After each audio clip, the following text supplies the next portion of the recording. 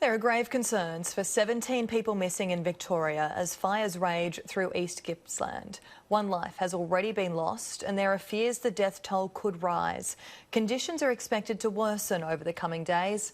The message from authorities is to get out now. After spending 2 days sheltering on the beach from incoming bushfires, relief for the thousands stranded in Malakuta.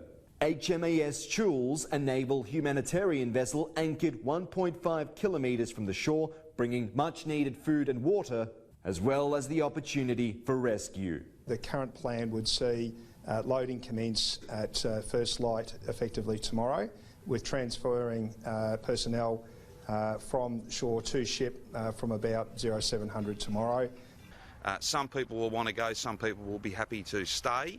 The key point here is it's got to be done with absolute precision, with an eye to safety. Malakuta is just one of 24 towns isolated by fires in Victoria. One person has died in the inferno, while 17 more remain missing with grave concerns for their safety. Smoke is blanketing the area, hampering efforts to evacuate people via air and to detect and fight new fires from above. You can only describe it as we've just survived like the worst car crash and we're being asked to recover next to the vehicle. Pretty tough, but it's been a roller coaster of emotions, and it goes up and down, and sometimes they just drop. But there's all these people picking you up in town. That's what Malakuta does. Dozens of structures have already been destroyed, the number growing by the hour as authorities assess the damage. Firefighters have been utilising mild conditions to get on top of the existing blazes as dry lightning continues to spark new fires in the Alpine region. Saturday is forecast to be dangerous. It's feared existing fires could flare up and merge, leaving additional communities isolated and fending off the flames. The advice: leave now before it's too late. We have a small window of opportunity. It's a window of opportunity for people in those areas to leave now. In the Alpine area, where we've got tourists and visitors and people residing, we don't want those people to become isolated like some of the communities that we have down in East Gippsland. A race against the clock to prepare for the worst. From the State Control Centre, Patrick Murrell, Sky News.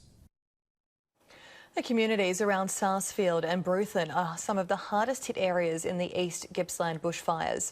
For the first time, our cameras can show you inside the fire zone. Rows of family homes turned to rubble. What was once an alpine oasis, now a charred and desolate reminder of the ferocious fire which ripped through just days ago. This is Dirty Hollow on the outskirts of Bruthen. That fire chased us.